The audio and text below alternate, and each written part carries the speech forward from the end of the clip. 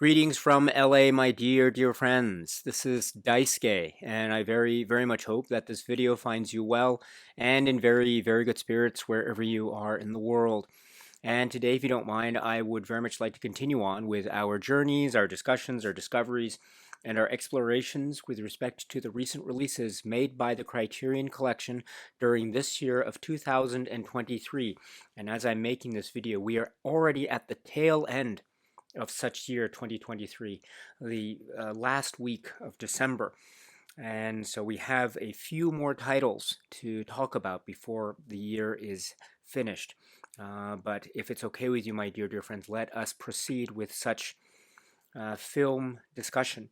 And let us then turn our attention, if we may, to a title which actually already exists in the Criterion Collection physical media catalog on a earlier DVD release at spy number 428. But on the occasion of this year, 2023, we see a new Blu-ray release of this film, and based upon what is described as being a new 4K digital restoration. And this is a work which is described as being from the year 1961, and the name of the filmmaker is Alan Barron, and the name of the work is Blast of Silence.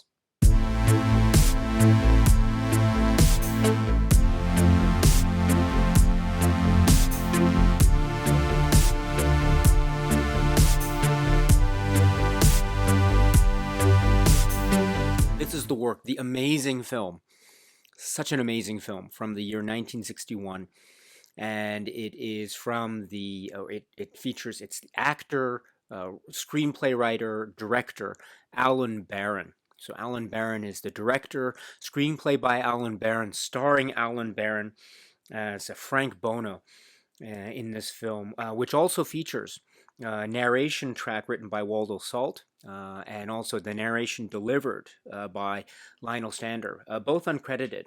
But their presence is so important and so felt in this film, which also features Molly McCarthy and Larry Tucker and others, and then featuring in the primary role of Frank, Alan Barron, in this film, which is Blast of Silence.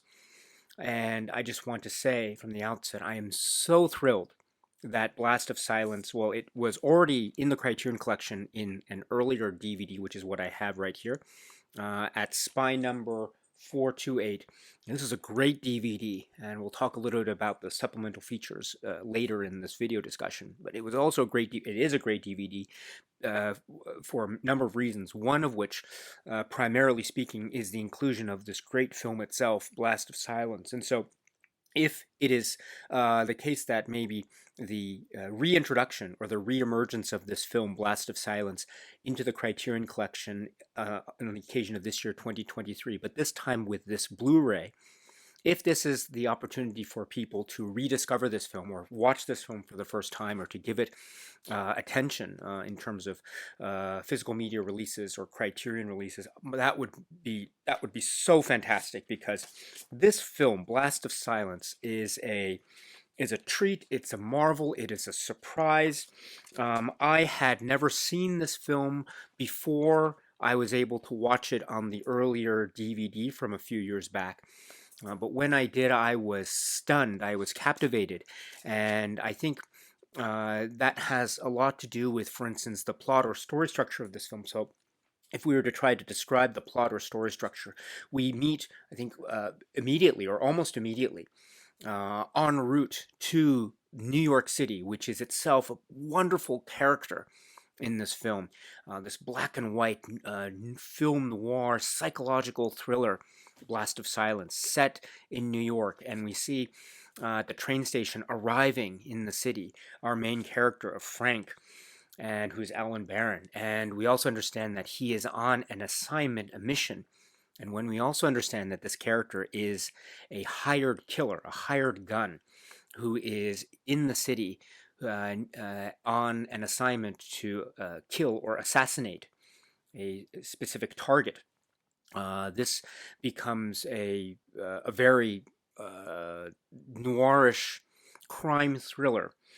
But What we also have is a lot of waiting, a lot of downtime, a lot of, say, trailing the target, and we also see a lot of planning and preparation in terms of getting the equipment necessary, meeting some cohorts that may or may not have their own specific agendas, and that includes meeting the character played by Larry Tucker, and then also trying to get the rhythm and the scheduling of the particular target. And that has this very chilling and eerie and quite horrifying kind of sensibility that is embedded into interwoven into the film, because we also see through the stylization of this that it is a film that has voiceover narration, again provided by Lionel Stander in that great, one of a kind,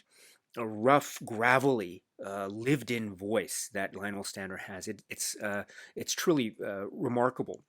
And what's so great about it is that it allows for us, the viewer, to operate in a type of subjective objective space, subjective slash objective space.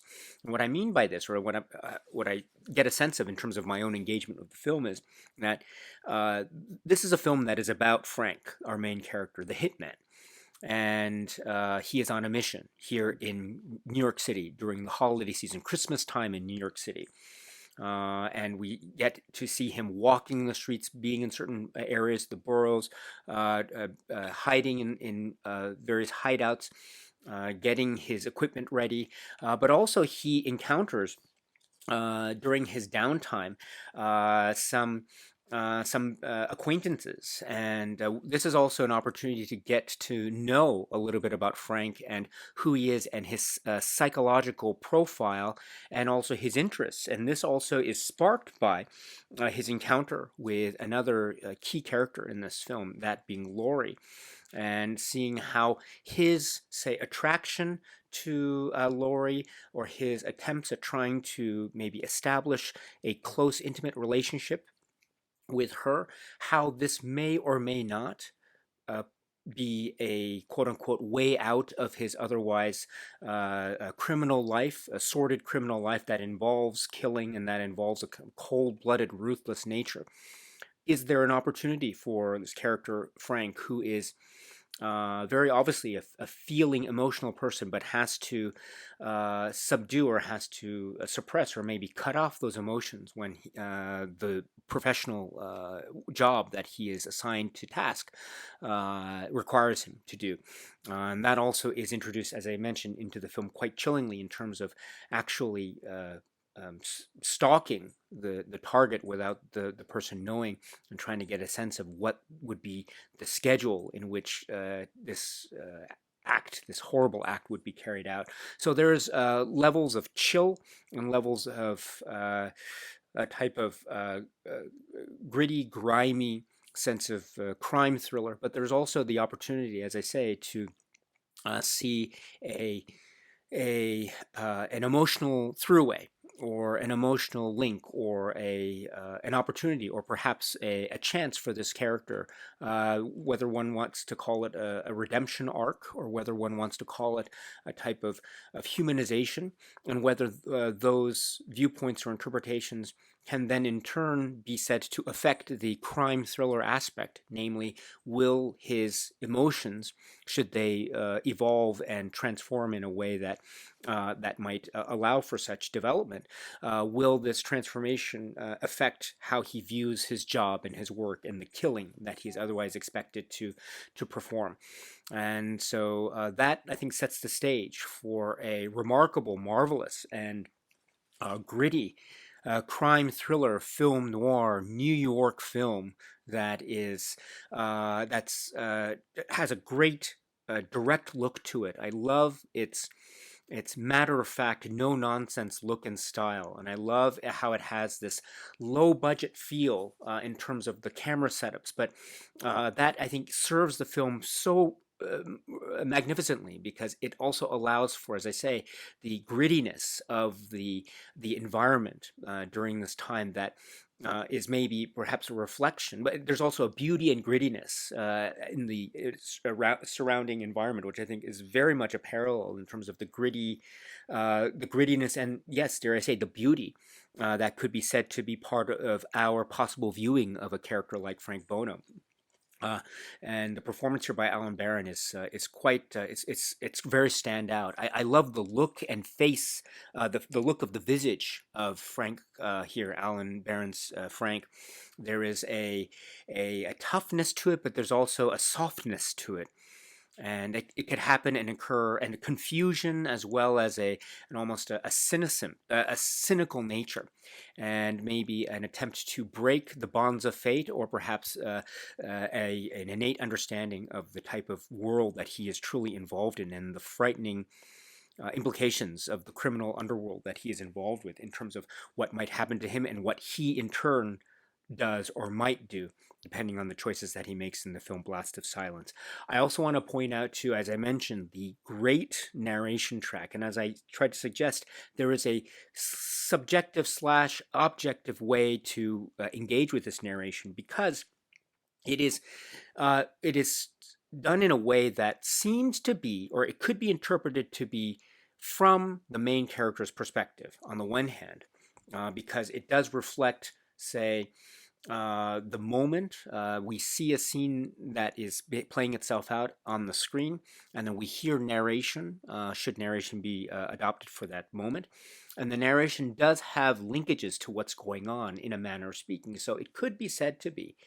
And it does reveal certain aspects of information that, when one considers it, are pieces of information that only our main protagonist could know. So it does have this type of first-person narration perspective. However, what is fascinating about it is that it is very clear that the voice that's used for the narration, Lionel Sanders' voice, is very different from Alan Barron's voice, Frank's voice, when we do hear it on screen when he's speaking. So the narration voice doesn't necessarily fit the voice of the actor, which I think is done on purpose, because we also understand that the narration is said in a type of maybe it's said as though the narrator is speaking to Frank, or speaking to us about Frank. So it might be from Frank's perspective, or it might be from Frank's perspective speaking outside of himself, or it could be a completely different figure, um, an omniscient narrator, so to speak. In which case, I think either approach, or either interpretation is fascinating. If it's omniscient, then what that means, it could be, say, like the voice of God, or some kind of establishment of a maybe a cynicism, or perhaps a way of showcasing a type of morality, with a story that arguably is a story that involves morally ambiguous characters, or amoral characters, or immoral characters. So an omniscient narrator perspective might be an attempt to establish a type of moral structure to this world, which I think is a very fascinating interpretation. Another fascinating interpretation, again borrowing from the first-person narration aspect, the narration from the perspective of Frank, our main character, is that it could also have this way of, there's this thing about psychology and guilt, and the idea being that one feels guilty, or when one knows that one has done wrong, the person can either admit to it, or there might be some kind of tacit admission, or might be some maybe need or yearning to want to avoid feeling guilty. And sometimes what that might mean is establishing something, or a feeling or narration that is outside of oneself. So in that way, this narration that's outside of Frank, should it be a narrator that is representing Frank's consciousness or subconscious, whatever, that could be an indication of the psychological torment that Frank himself is experiencing. After all, the story, as I say, it could be said to be a story of conflict, that between Frank's quote-unquote duty on the job assignment that he has, namely a hired gun, on the one hand, or his attempt to find a kind of road of salvation in the form of new characters that he meets, and maybe the potential of romance, love, and salvation, and escape from this dark underworld. And so, if that's the case, then maybe this road of salvation could have implicit in it a sense of guilt. And if that's the case too, then this idea of guilt, as expressed in the separate yet connected narration, in voices that are very different, using a language that is a very direct and outside of the person perspective, I think lends itself so brilliantly to this type of psychological based interpretation that makes a further rendering or reading of Blast of Silence ever more rich and rewarding, thus making for great rewatchability. Not to mention the gritty New York atmosphere. There's, if one were to mention, say let's say in the Criterion collection, great New York films, films that in some way or another capture the essence or ambiance or feeling of New York City, Blast of Silence could definitely be on that list. There's this the corners of the boroughs are explored, and the streets are there, and the life is there, and the places that used to be there but aren't there. And we'll get to that when we get to the supplements. It's all alive in this world, and it's all real and rugged and gritty. From beginning, middle, and end, and it feels cold, and it feels icy, and you get the rain and the snow and the mud, as well as the city blocks and the skyline, with our main characters traversing these environments with great ease and skill, but also with a kind of heavy heart. What a great New York film this is. Also, it is a holiday film. It is set during the Christmas time, so and that's also, I think, it actually becomes a critical part of the plot, because it allows the circumstances of time and the holidays allows for certain parts of the plot and the character development to occur, namely meeting people and also needing to wait, etc. So this is what a challenging and breathtaking film noir, crime film, gritty crime film that is a psychologically rich rendering of our main character. Also, it's a great type of almost ballet type of expression of the Renaissance artist perspective. Alan Barron, and in front of the camera, behind the camera, in terms of writing and performance, and this is a tour de force of a Renaissance artist. So, what a fantastic film this is. There will be, I mean, I've maybe mentioned this. I might have talked about this on the channel before, or this YouTube channel before, but I really, really hope that as many people see this film as possible, Blast of Silence. You will love it, especially if you enjoy gritty film noir crime thrillers. You will love it. This was in the early '60s.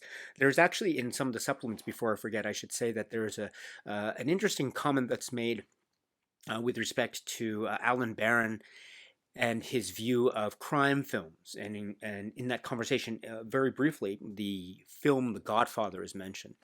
And while I don't want to suggest that there is a type of close, say, stylistic relationship between Blast of Silence and The Godfather, I think they're both distinctly their own works, obviously.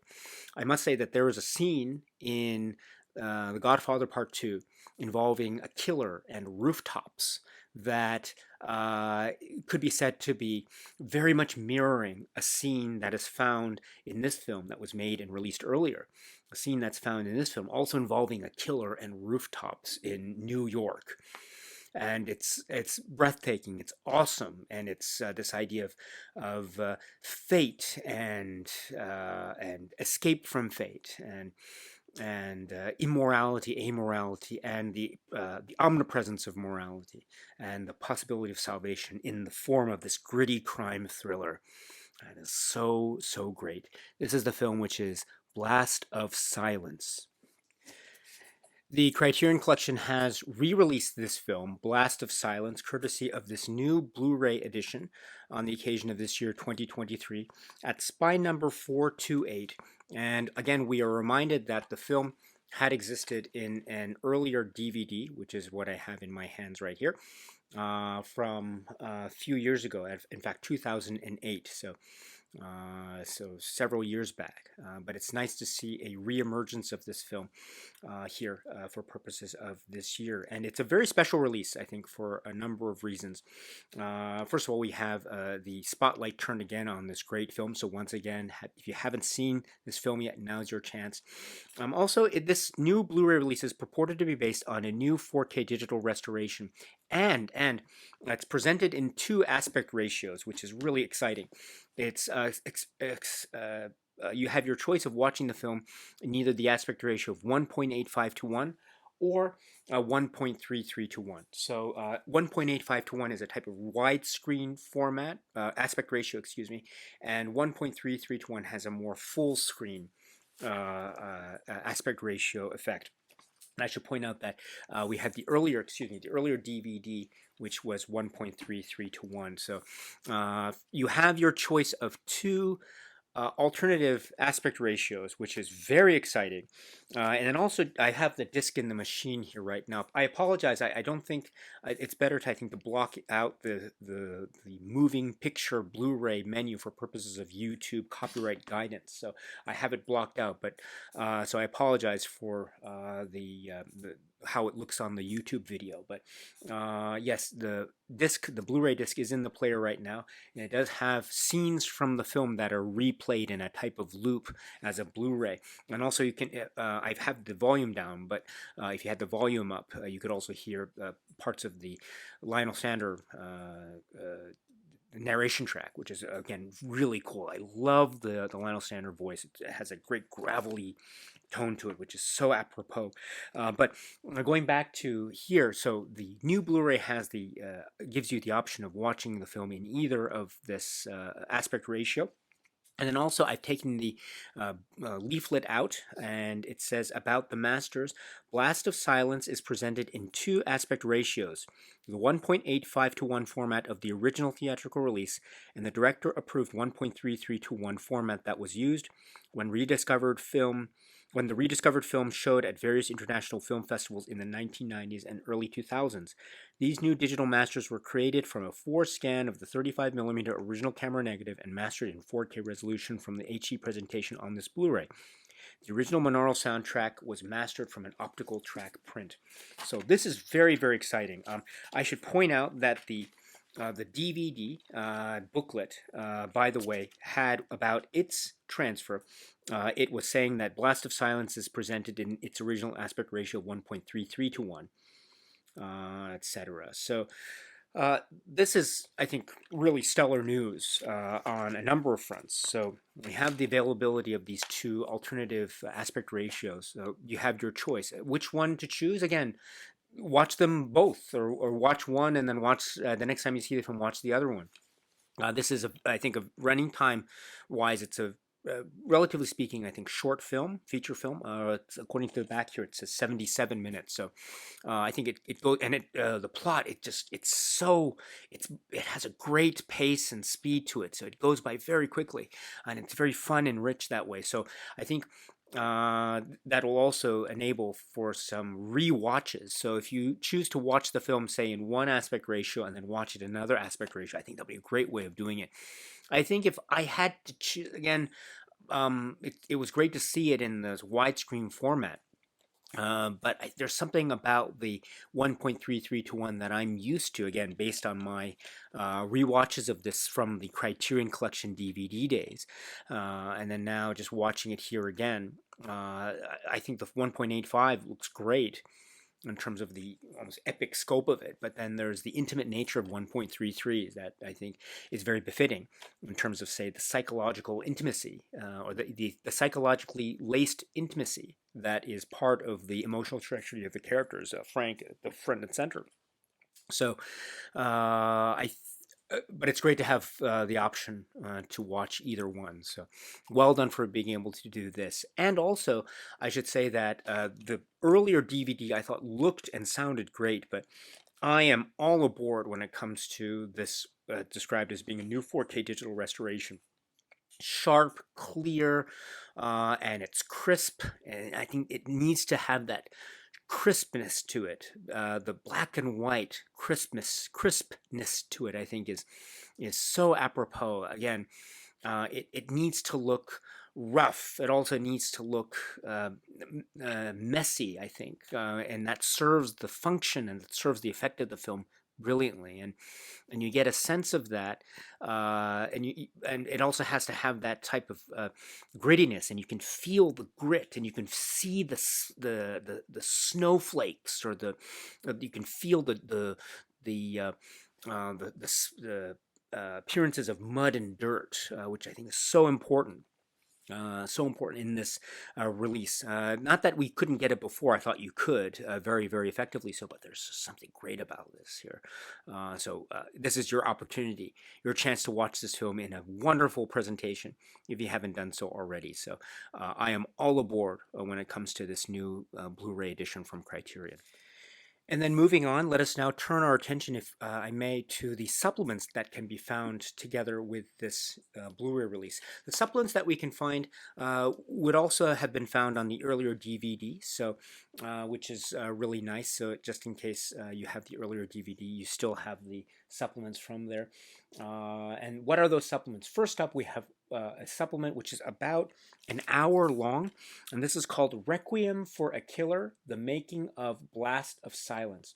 And it says, in 1990, a West German television crew filmed director Alan Barron revisiting the original New York locations of Blast of Silence for Wilfried Reichardt's documentary, Alan Doesn't Live Here Anymore. In 2006, film historian Robert Fisher, in close collaboration with Reichardt and Barron, cut an hour-long version from the unedited material, including a new interview with Barron. So here we have an approximately 1 hour version of this, or presentation of this material. And this is really great. It features Alan Barron front and center, and revisiting actually the locations in a type of fairly, I think, faithful order in terms of how they appeared in the film, more or less. And so I think it's great to see Alan Barron in the positions where he was actually standing when he was playing Frank in the film in the early 1960s. So it has that really cool deja vu effect to it. And to see him and to hear him reminisce and to talk about, given the opportunity to explain what this location was, what used to be there, what wasn't there anymore, revisiting the location, Penn Station, Brooklyn, Manhattan, Staten Island Ferry, etc., and also areas in Harlem or Greenwich Village. And the like. So we get to see all these great sights of New York, Rockefeller Plaza, all these great sights of New York, and this also gives Alan Barron the opportunity to speak about the scenes that were shot in these locations, what was there, what were the filming conditions, and what were some of, and also allowing us a little bit into Alan Barron's own background in terms of acting and art and theater and art school, and the opportunity to then create this work, which is Blast of Silence. So, and also there's some, as I mentioned before, there's an interesting discussion, comments about criminal underworld and gangs, and so that also leads into some brief comments about films and also real life gangsters. So that's where I think the discussion about The Godfather comes in. So very interesting stuff. So please check this out if you can. This is approximately 1 hour, definitely worth it. But then continuing on, we have on-set Polaroids. The following Polaroids were taken during the filming of Blast of Silence in New York City. The captions are taken from director Alan Barron's own descriptions on the backs of the original photos. So here we have, again, the presentation of sort of the photographs and how they looked, and descriptions, representations. Again, similar to what we saw in the in the 1 hour kind of documentary presentation. But we have some interesting other wonderful anecdotal details that are revealed here that are paralleling or complementing what we saw in the documentary, but also mentioning things that weren't mentioned there. So this is definitely also well worth it. Again, to remind us that New York City is also itself its own character in the film. So this is approximately 5 minutes. So please check this out if you can. Then there's also, again, similar in terms of locations, Locations Revisited. In the winter of 2008, Alan Barron accompanied the Criterion collection to the locations used in Blasts of Silence. Photos from that day are presented here. So this is also a type of Alan Barron revisiting the locations, not unlike the 1990 footage that we had seen for Requiem for a Killer. But we have, again, more details that are, again, complementary to what we see in the earlier two supplements, but also detailing other things that aren't a part of the or that haven't been part of the discussion before. So it's an overall, again, more excitement and a reminder of the thrill and the character that are the scenes and the locations here in New York City, and Alan Barron engaging with that and revisiting that in this wonderful sort of montage supplement from Criterion. So this is, approximately 11 minutes. So please check this one out if you can as well. And then the supplements end with a trailer that is included here. So it's in terms of the discs supplements themselves, we don't have anything new, or we don't have anything in terms of any kind of archival commentary or new commentary, which is something that I think would have been really cool to have had it been possible to include it here. We don't have any quote-unquote new or updated, academic essay or video essay or anything like that, or anything on the occasion of this new release. So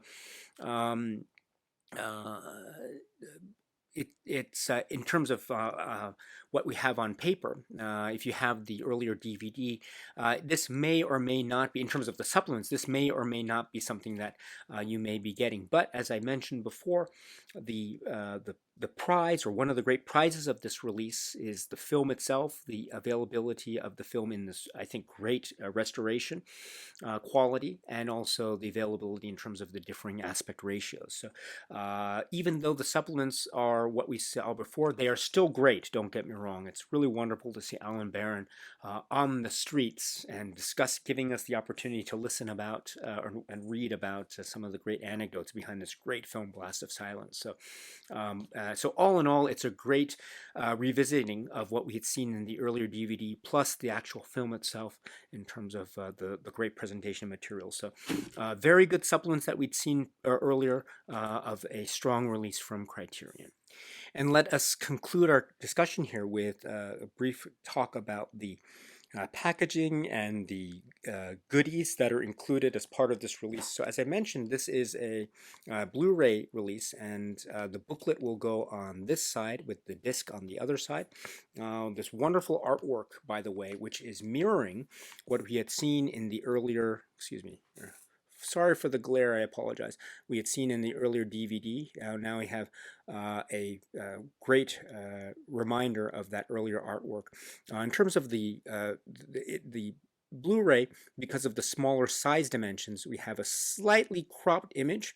So as you can see, maybe in the top corner here, some of the images, maybe it's a little bit more fuller in the DVD version, which has a slightly wider size dimension than the Blu-ray. But you're getting, I think, pretty much the same image, which is a great chilling image, I should say. And I opened it up to the wonderful inside with the disc and the rendering inside. I love this interior, the use of the yellow coloring, this mustard yellow coloring, which I don't think was seen in the DVD that I have. As you can see, the DVD I have, when you open it, just has the interior black colored plastic casing, so there's none of this clear plastic usage with the inside of the piece of paper that's for the cover. So that's a little neat little detail, which I think is great. By the way, I love the rendering of the disc too, which has this comic book-like quality to it. There's a little bit of a slight more purplish tint to the Blu-ray disc color itself than to the earlier DVD, which I have, which has a maybe darker, sharper bluish tint to it. But that's okay, not a problem. I note also that there is the booklet here. This is the older DVD booklet, which is a staple booklet, which I really like. It has the essay by Terrence Rafferty called Bad Trip. Here, when we take out the Blu-ray, it is a fold-out type. I'm not really, I wish I'm not really a big fan of the fold-out type, but the essay is still their Bad Trip. And you have the look of the artwork that's also included with the essay. And if we return to the earlier DVD booklet, we do get, I mean, maybe one thing that could be said about it is that the DVD actually has the artwork that's used, but it's used as the page with the title then superimposed over this artwork, whereas the new Blu-ray foldout has that artwork on its own separate page. So if you want to enjoy the artwork without the title itself being overlapping the actual artwork, then maybe this new Blu-ray fold-out insert might be the way to go. Incidentally, the paper that's used has this nice texture to it, which I really enjoy. A very minor point, but again, minor points accumulate to an overall whole, which I think is very important at the end of the day.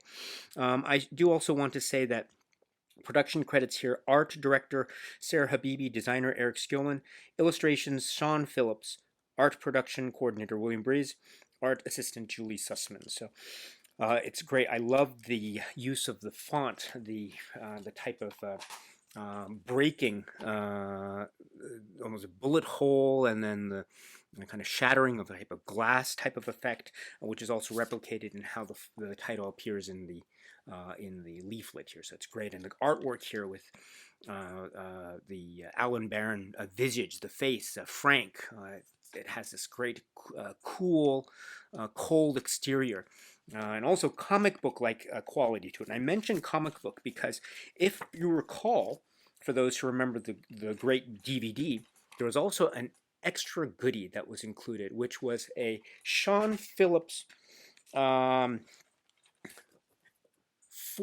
it's this comic book, or it's a type of comic book excerpt, which looks like this, of certain parts of the film, not the entire film, but certain parts of the film. So you had this cool little comic book piece of paraphernalia. And in fact, the comic book is also included here as part of the new Blu-ray. The dimensions are sized down, I think, to take into consideration the size of the Blu-ray, but you have the comic book facsimile here. And I should note again, the paper that's used in the Blu-ray that I have has a slightly nicer, I would say, nicer texture quality. Not to say that there was anything wrong with the DVD paper, but the DVD. Well, actually, no, I take that back. I'm taking a look at the DVD paper again, and it has the same type of pleasant to the touch type of paper quality. So I apologize for anyone who might have been offended in terms of my comments of the DVD's rendition of the comic book paper. I think it has a very fine quality that is on par with the quality that we see for the paper used for the comic book that's part of this great Blu-ray. It's a great little comic book excerpt here. So please check that out if you can. Sean Phillips as well. So again, continuing on with what can be said to be a great comic book-like quality to the art that was involved in the earlier DVD and now with this Blu-ray. The tradition of this Criterion release remains strong. So my dear friends, that is what I wanted to say about this wonderful release from Criterion. Blast of Silence. The opportunity to watch this with the alternative aspect ratios, so looking at it in this way, it always looked great. But there's this will be my go-to when I revisit this film again and again and again. I don't know, when I watch this film, I wonder what aspect ratio I'm going to choose. That's also part of the fun, I suppose, of watching this, and you can get this great experiencing the film in multiple ways, which I think is part of the fun, and also adds to the rewatchability factor, not to mention how great this film It is. What a great film. If you haven't seen this yet, now is your chance with this great release from Criterion. It is the film that is Blast of Silence. All right, my dear friends, so that's it for now. And so until we meet again, please be happy and healthy and well. And please keep on watching a lot of great movies, including Blast of Silence, including other films in the Criterion collection and beyond. And so until the next video, my dear friends, stay strong, stay safe, and cheers.